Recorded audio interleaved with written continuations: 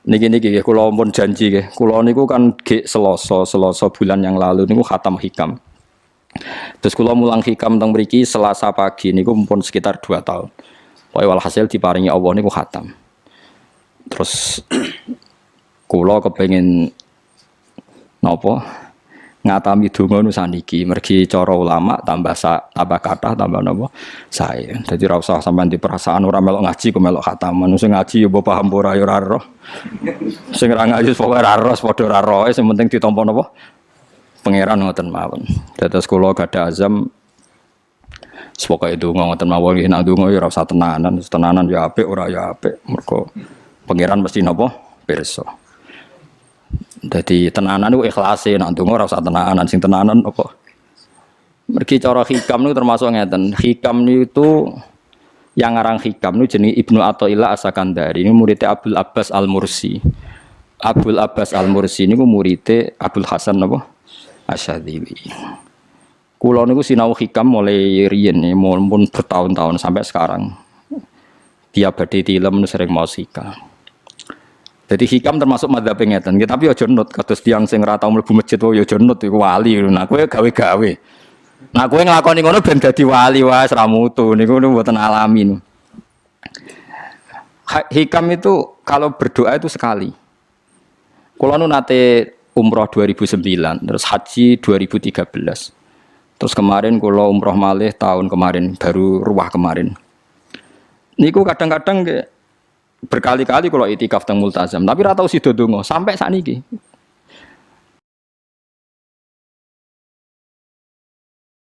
Mergo donga mbok pisan tok, anggere donga neh. Lho pangeran ijek eling kok tak elingno. Mergo hikam termasuk mengingatkan gitu. Kamu kalau doa itu jangan ulang. Karena yunabbahu iku man yajuzu alil ikhfal, yang boleh diingatkan hanya orang yang mungkin lupa. Allah ora bakal lali kok mbok elingno. Dadi kula anggere ning ngarepe multazam pe donga.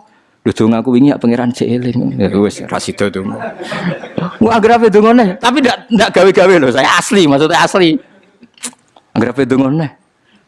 Kan cek eling kok. Ya wis. Sampai kula nu teng raudhah niku akhirnya mau maca selawat, maca Quran. Angger donga seling to Gusti ngono terus. Dadi yo pancen unik, wong wali ku unik. Aja gawe-gawe lho, tapi aja nut kula. Cuma pancen hikam madzhab ngoten. Wa inna mayunabba wa amne din elingno sapa man wong ya juzu kang oleh ali ngatasi man apa alif falali. Sing oleh mbok elingno zat sing kemungkinan lah wong ora tau lali kok amen mbok elingno. Wingi mbok omongi, saiki mbok omongi. Lho cara kowe diutang ditagih terus iso eling. Dadi hikam madzhab unik. Ya tapi udahnya wali ya tetap napa? Wali wis keliru tetap wali. Nah, ben arah wali ku bener wae tetep ra wali wis ra bakat. Tapi aja gawe-gawe lho, syaratnya napa? Syaratnya aja napa? Gawe-gawe. Iki kula iki sering diprotes wit. Gus ora tau ora jenengan donga. Jare sapa ora donga? Wingi sedonga. Kok ora donga nah? Jeling. Kadang kula yang ngerasa dosa tapi piye kadang teng ati ngoten ya akhire ya ora roh. Pokoke aku anggere pengen donga ya donga, ben ora ya ora. Pas donga ya anut wali, pas ora ya anut wali. Kadung bener. Dadi pas donga ya bener, pas ora ya bener. Tapi itu memang sebagian madzhab beliau. Jadi ini nanti saya bacakan hikam dua kata mutiara terus donga, supaya donga sampean donga, supaya donga. Piye-piye kita gadah sanad madhab yang diakui termasuk Thariqah Mu'tabarah selain Naqsyabandiyah Qadiriyah napa Sadiliyah. Lah Sadiliyah itu nggih hikam niku mergo hikam sing aran Abdul Abbas Al-Mursi muridé Abil Hasan napa Asy-Syadzili. Sehingga orang tahu madhab Sadiliyah ya lewat kitab napa hikam. Makanya kitab-kitab apa saja generasi setelah beliau itu enggak bisa lepas dari kitab napa hikam. Sampai darani hikam atau iya. Madhabe napa atau iya. Mergo atau iya iku maknane sing arangu napa Ibnu Athaillah disebut hikam atau iya. Itu beliau sebetulnya ya ada orang alim yang butuh mikir jelimet nggih mboten. Ya wong waras wonten mawon. Misalnya orang waras begini, pancen wong waras itu beda mek waras pancen. Misalnya gini. Saya ngambil uangnya Mustafa tanpa pamit boleh ndak? Ndak boleh kan. Terus beliau membuat makalah gini, kalau aja hafal. Mana aka antat da'iyya mimma lil makhlukin Allah itu mencegah kamu, melarang kamu mengklaim barang yang tidak milik kamu. Padahal sama-sama miliknya makhluk. Misalnya Mustafa punya mobil, aku milik saya boleh enggak? Boleh enggak sama siapa saya? Enggak boleh kan? Mustafa punya rumah, aku milik saya boleh enggak? Enggak boleh. Kalau mengaku miliknya orang sama-sama makhluk saja enggak boleh, apalagi kamu ngaku-ngaku hal yang milik Allah. Misalnya sifat menentukan nasib itu milik siapa? Allah. Menentukan su'ul khotimah atau husnul khotimah itu milik siapa? Kamu tidak boleh. Misalnya gedeng orang, wong ngono iku mesti su'ul khotimah. Lho sing nentukan itu milik Allah. Wong ngaku barange wong ora oleh apa meneh ngaku sing hake Allah Subhanahu wa taala. Jadi sebetulnya nak ngendikan ya normal saja. Artinya ijtihad itu kan normal, tidak perlu orang pinter banget. Tapi sing roh iku wong waras ngono maksudnya. Setelah dijelaskan kan masuk akal. Kayak tadi. Ndonga kok terus kaya sing mbok omongi wingi lali, urung lali kok sebab elingno meneh. Kan masuk akal.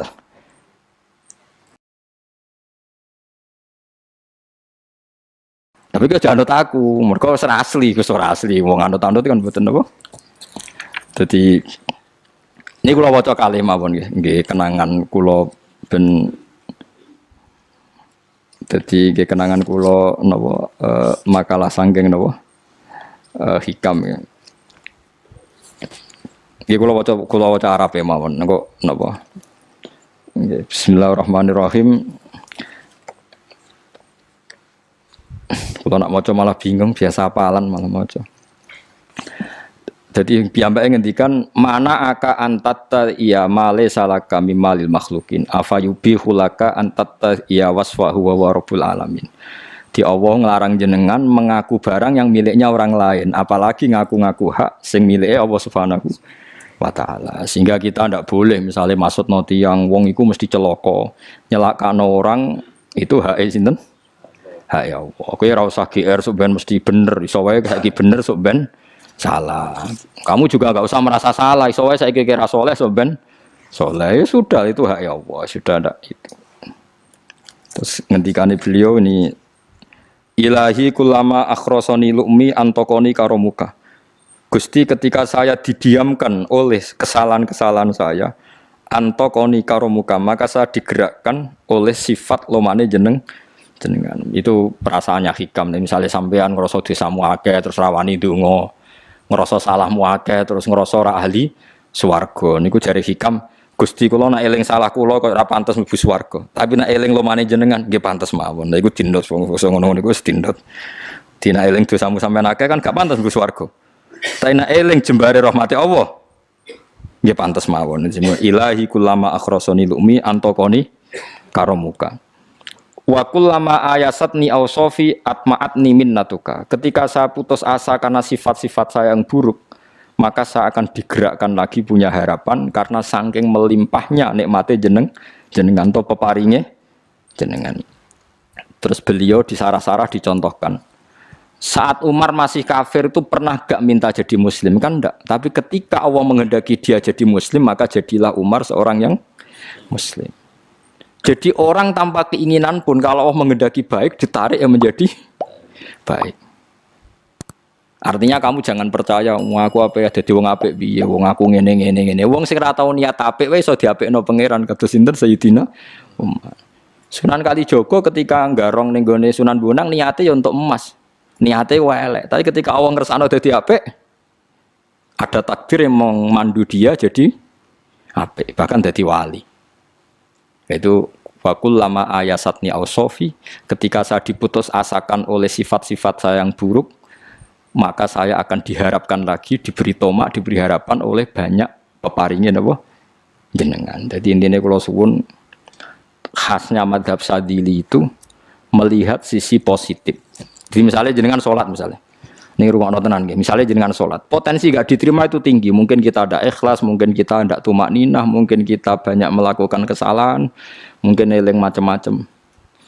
Itu potensi yang menjadikan kita sholatnya tidak diterima Allah. Tapi cara madhab Sadilah berpikir gitu itu tidak boleh. Kamu harus ingat bahwa sujud ini luar biasa. Banyak orang yang nggak diberi anugerah sujud. Orang bertahun-tahun, berpuluh-puluh tahun hidup kafir tidak pernah sujud.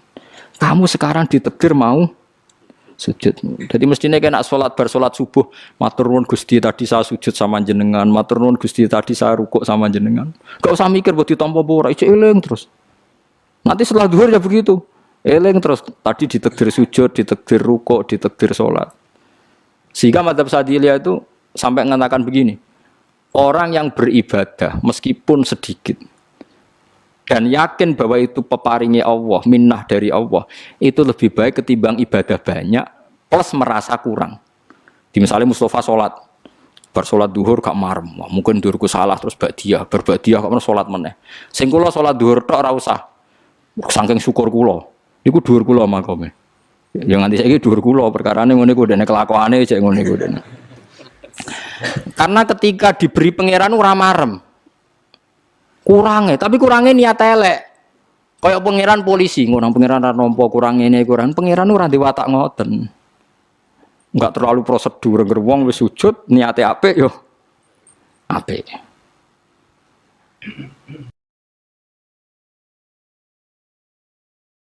Ya mulane kula nate debat mbek jenengan kula kan bolak-balik cerita.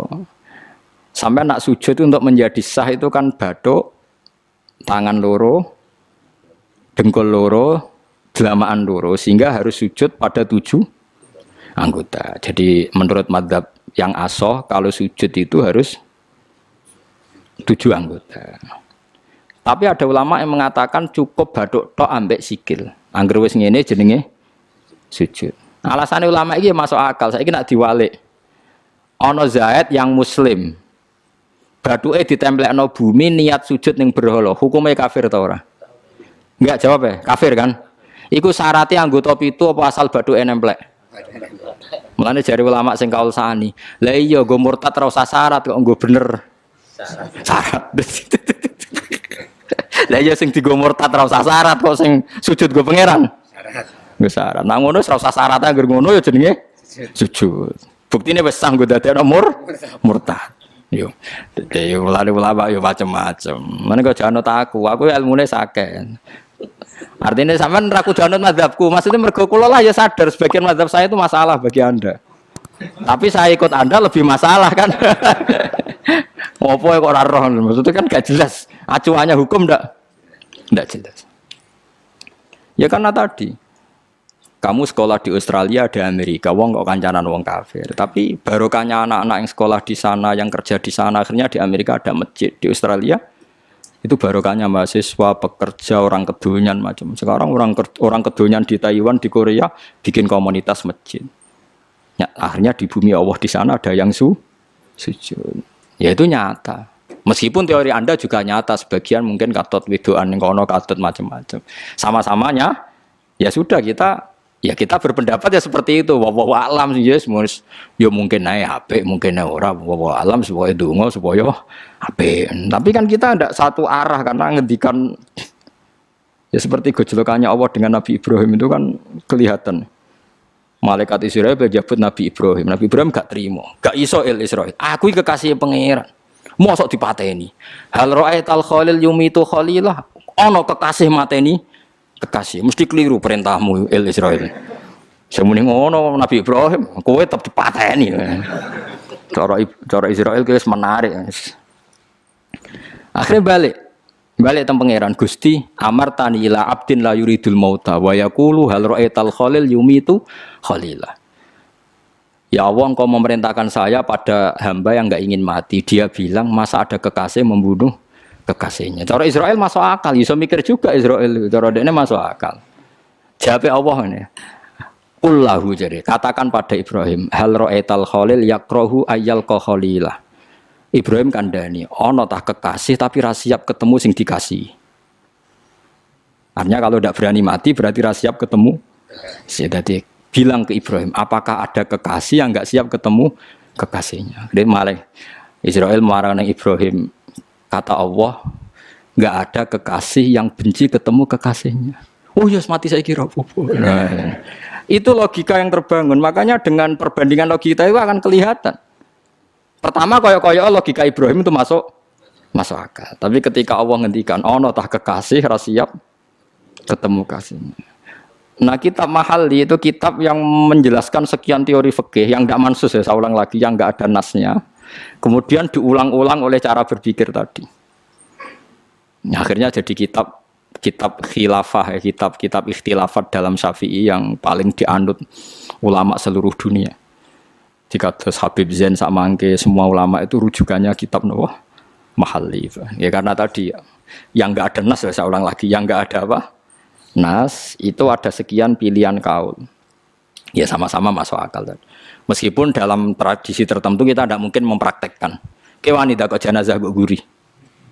Nak komen takobal wa minna minkum takobal wa. Ya Karim pasti dia kok kiai sableng. Jenazah gitu kok gurih. Tapi saya sekarang mulai curiga dengan di Arab Saudi karena tetap ada sholat gaib tapi mayatnya sudah nggak di depannya sudah. Kalau menangi rian tentang buku-buku mayat itu tapi itu mungkin karena teknis ya, karena yang mati terlalu banyak dan sering. Musim haji tok umpiro wae keselen dak kok